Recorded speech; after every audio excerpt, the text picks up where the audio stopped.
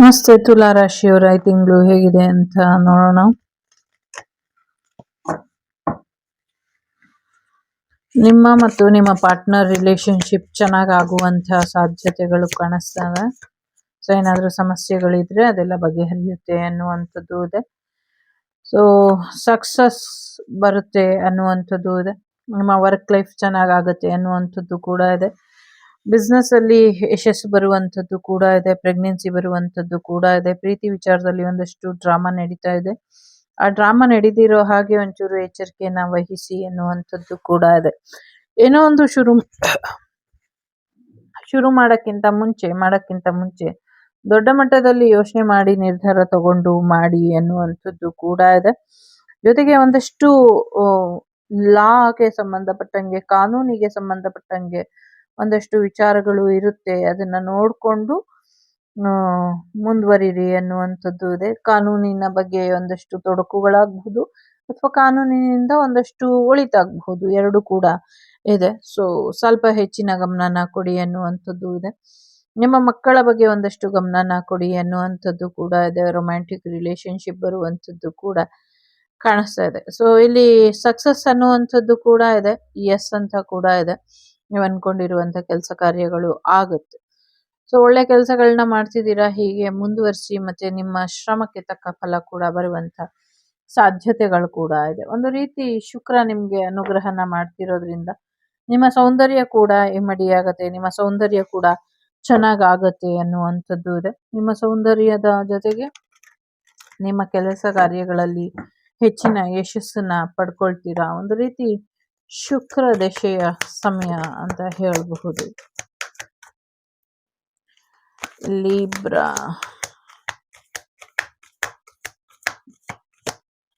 Okay. So ಸಾಕಷ್ಟು ಆಗ್ಲೇ ಹೇಳ್ದಂಗೆ ಯಶಸ್ವಿ ಭವ ಅಂತ ಆಶೀರ್ವಾದ ಮಾಡ್ದಂಗೆ ಇದೆ. ಒಂದು ಯಶಸ್ಸಿನ ಉತ್ತುಂಗಕ್ಕೆ ಹೋಗುವಂತ ಸಮಯ. ನಿಮ್ಮ ಎಕ್ಸ್ ವಾಪಸ್ ಬರುವಂಥದ್ದು, ಒಳ್ಳೆಯ ವಿವಾಹ ವೇದಿಕೆಯಲ್ಲಿ ವಿವಾಹ ಆಗುವಂಥದ್ದು, ಸಾಕಷ್ಟು ಯಶಸ್ಸನ್ನ ನೋಡುವಂತ ಸಾಧ್ಯತೆಗಳಿದೆ. ಎಲ್ಲವೂ ಕೂಡ ಮೇಜರ್ ಅರ್ಕಾನ ಬಂದಿದೆ. ಎಲ್ಲೋ ಒಂದ್ ಕಡೆ ಒಂದಷ್ಟು ಸ್ಟಕ್ ಎನರ್ಜಿ ಬಿಟ್ರೆ ಬೇರೆ ಯಾವುದೇ ರೀತಿಯ ಎನರ್ಜಿ ಡಿಸ್ಟರ್ಬೆನ್ಸ್ ಇಲ್ಲ ನಿಮ್ಗೆ. ನಿಮ್ಮ ಕಷ್ಟಗಳೆಲ್ಲವೂ ಕೂಡ ಎಂಡ್ ಆಗುವಂತ ಸಮಯ. ಒಂದು ರೀತಿಯಲ್ಲಿ ಹೊಸ ನ್ಯೂ ಬಿಗಿನಿಂಗ್ ಬರುತ್ತೆ, ಹೊಸ ಲೈಫ್ನೇ ಶುರು ಮಾಡ್ತೀರಾ. Past life karmic circle end ಆಗಿದೆ, ಪಾಸ್ಟ್ ಲೈಫ್ ಕರ್ಮ ಎಂಡ್ ಆಗಿದೆ. ನಿಮ್ಮ ಹೊಸ ಸೋಲ್ ಪರ್ಸನ್ ನಿಮ್ಮ ಲೈಫಿಗೆ ಬರುವಂಥದ್ದು, ನಿಮ್ಮ ಪ್ರಾಮಾಣಿಕತೆಗೆ ಜಯ ಸಿಗುವಂತ ಸಾಧ್ಯತೆಗಳು ಕೂಡ ಇದೆ. ಹಿಂದೆ ನೀವು ಮಾಡಿರುವಂತ ಎಲ್ಲ ಪುಣ್ಯ ಕರ್ಮಗಳ ಫಲ ಈ ತಿಂಗಳಲ್ಲಿ ನೋಡ್ತೀರಾ ಅಥವಾ ಈ ವರ್ಷದಲ್ಲಿ ನೋಡ್ತೀರಾ ಅನ್ನುವಂಥದ್ದು ಇದೆ. ಎಂಜಾಯ್ ಮಾಡಿ, ಫುಲ್ ಆಫ್ ಲೈಫ್ ನ ತುಂಬಾನೇ ಚೆನ್ನಾಗಿದೆ ಅನ್ನುವಂಥದ್ದು ಇದೆ. ಹಿಂದೆ ಎಲ್ಲ ಯಾರು ನೋವು ಕೊಟ್ಟಿದ್ರು ಅವ್ರನ್ನೆಲ್ಲ ಕ್ಷಮಿಸ್ಬಿಟ್ಟು ಜೀವನದಲ್ಲಿ ಮುಂದುವರಿಯೋದ್ರ ಕಡೆ ಹೆಚ್ಚಿನ ಗಮನನ ಕೊಡಿ ಅನ್ನುವಂಥದ್ದು ಕೂಡ ಇದೆ. ಸಾಕಷ್ಟು ಅವಕಾಶಗಳು ನಿಮ್ಮನ್ನ ಹುಡ್ಕೊಂಬರುತ್ತೆ.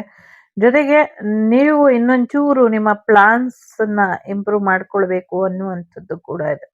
ನಿಮ್ಮ ಇಂಟ್ಯೂಷನ್ ನಿಮ್ಗೆ ಏನ್ ಹೇಳುತ್ತೆ ಕೇಳಿ ಅನ್ನುವಂಥದ್ದು ಕೂಡ ಇದೆ.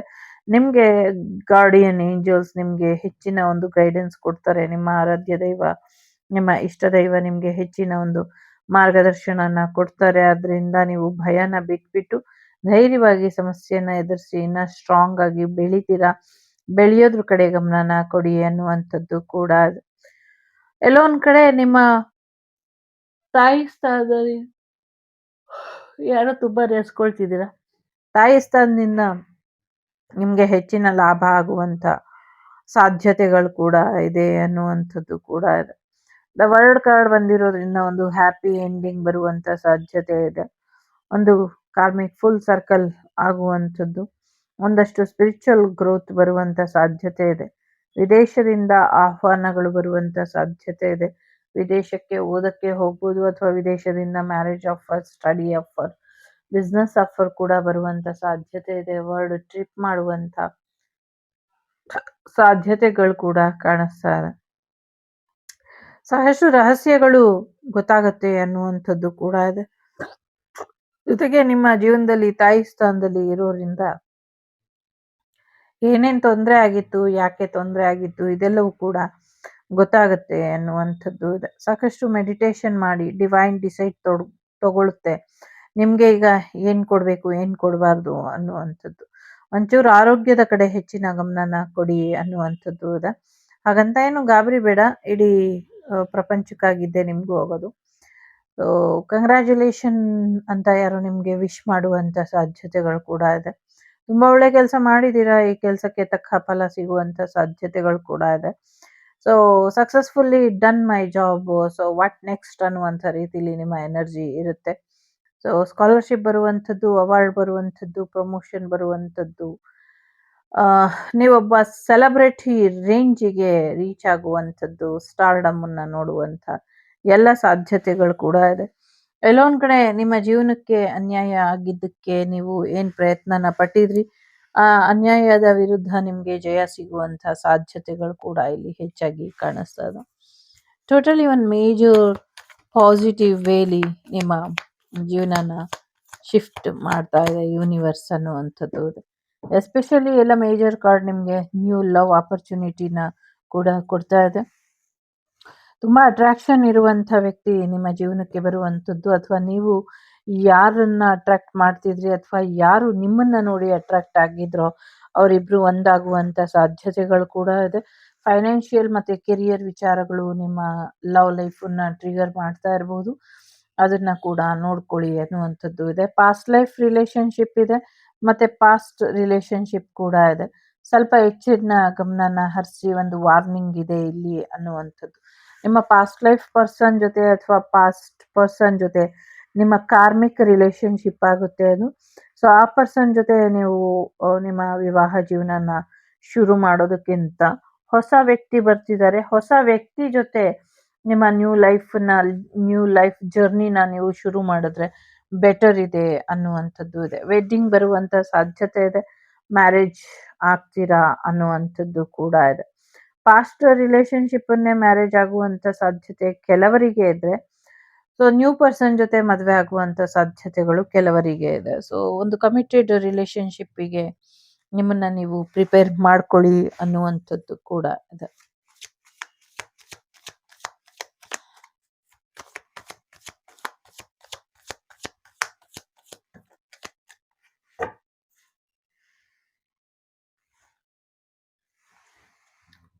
Act if you do make a difference it does ಅಂತ ಇದೆ. So opportunities are like sunrise, if you wait too long you miss them ಅಂತ. ಸೊ ತುಂಬಾ ಕಾಯ್ಸಕ್ಕೆ ಹೋಗ್ಬೇಡಿ. ಈಗ ನೀವು ಆಕ್ಷನ್ ತಗೊಳ್ಬೇಕಾಗಿರುವಂತ ಸಮಯ. ಆಕ್ಷನ್ ತಗೊಳ್ಳಿ ಅನ್ನುವಂಥದ್ದು ಕೂಡ ಇದೆ ಇಲ್ಲಿ. ಎಲ್ಲೋ ಒಂದ್ ಕಡೆ ಲೈಫ್ ನಲ್ಲಿ ಸೆನ್ಸ್ ಆಫ್ ಹ್ಯೂಮರ್ ಚೆನ್ನಾಗಿರ್ಬೇಕು, ಖುಷಿಯಾಗಿ ಇರ್ಬೇಕು. ಜೊತೆಗೆ ಏನ್ ಬೇಕು ಅಂತ ಹುಡುಕ್ತಾ ಇರ್ತೀವೋ ಆ ಕ್ಷಣಕ್ಕೆ ಅದು ಬಂದಾಗ ಅದು ನಮ್ಮದಾಗಿಸ್ಕೊಳ್ಬೇಕು.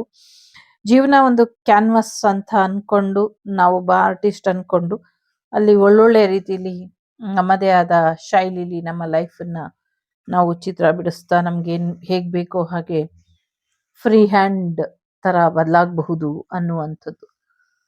ಇಲ್ಲಿ ಸೂರ್ಯೋದಯದ ರೀತಿ ನಿಮ್ಮ ಜೀವನ ಇದೆ. ಸೊ ಹಾಗಾಗಿ ಸೂರ್ಯೋದಯದ ಆ ಸನ್ರೈಸ್ ಟೈಮಿಂಗ್ ಏನಿದೆ ಆ ಟೈಮಿಗೆ ಅಷ್ಟೇ ಸನ್ರೈಸ್ ಆಗುತ್ತೆ. ನೀವು ಬರ್ಲಿಲ್ಲ ಅಂತ ಸೂರ್ಯ ಏನು ಕಾಯ್ಕೊಂಡು ಮಧ್ಯಾಹ್ನ 12 ಗಂಟೆವರೆಗೂ ನಿಮ್ಗೆ ಸನ್ರೈಸ್ ಅನ್ನ ಅಥವಾ ಸೂರ್ಯೋದಯನ ಅರುಣೋದಯನ ತೋರ್ಸೋದಕ್ಕೆ ಕಾಯ್ತಾ ಇರೋದಿಲ್ಲ, ಅಥವಾ ಮಧ್ಯಾಹ್ನನೇ ನಿಮ್ಗೆ ಸೂರ್ಯಾಸ್ತನ ತೋರ್ಸೋದಕ್ಕೆ ಕಾಯ್ತಾ ಇರೋದಿಲ್ಲ. Time is everything. ಆ ಟೈಮಲ್ಲಿ ಆ ಕ್ಷಣಕ್ಕೆ ಏನ್ ತಗೊಳ್ಬೇಕು ಅದನ್ನ ತಗೊಂಡು ಆ ಸಮಯದ ಮಹತ್ವನ ತಿಳ್ಕೊಂಡು ನಡೀರಿ ಅನ್ನುವಂಥದ್ದು ಕೂಡ ಇದೆ. ಸೊ ಕೆಲವು ಕೆಲಸ ಕಾರ್ಯಗಳು ಪಾಸ್ ಆಗುವಂತ ಸಾಧ್ಯತೆ ಇದೆ. ಸೊ ನೋಡ್ಕೊಂಡು ನಿರ್ಧಾರನ ತಗೊಳ್ಳಿ.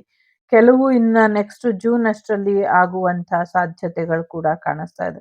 ವಿತಿನ್ 11 ಮಂತ್ ಅಲ್ಲಿ ನೀವು ಅನ್ಕೊಂಡಿರೋದೆಲ್ಲವೂ ಕೂಡ ಆಗತ್ತೆ. ಎಸ್ಪೆಷಲಿ ಜೂನ್ ಮಂತ್ ಅಲ್ಲಿ ಮತ್ತೆ ಜನವರಿ ಮಂತ್ ಅಲ್ಲಿ ನೀವು ಅನ್ಕೊಂಡಿರೋದೆಲ್ಲ ಆಗ್ಬಿಡುವಂತ ಸಾಧ್ಯತೆಗಳು ನಂಗೆ ಹೆಚ್ಚಾಗಿ ಕಾಣಿಸ್ತಾ ಇದೆ.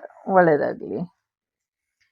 ಸೊ ಚಂದ್ರಶೇಖರ್ ಅವರು ಇದ್ದಾರೆ, ನಿಮ್ಗೆ ಬ್ಲೆಸ್ಸಿಂಗ್ಸ್ ಆಫ್ ಗುಡ್ ಲಕ್ ಅನ್ನ ಹೇಳ್ತಾ ಇದ್ದಾರೆ. Bottom of the deck Samba Sadashiva ಇದ್ದಾರೆ, ಅವರು ಕೂಡ ನಿಮ್ಗೆ ಸ್ಪಿರಿಚುವಲಿ ಬ್ರಹ್ಮಜ್ಞಾನನ ಕೊಡ್ತಿದ್ದಾರೆ ಅನ್ನುವಂಥದ್ದು ಇದೆ.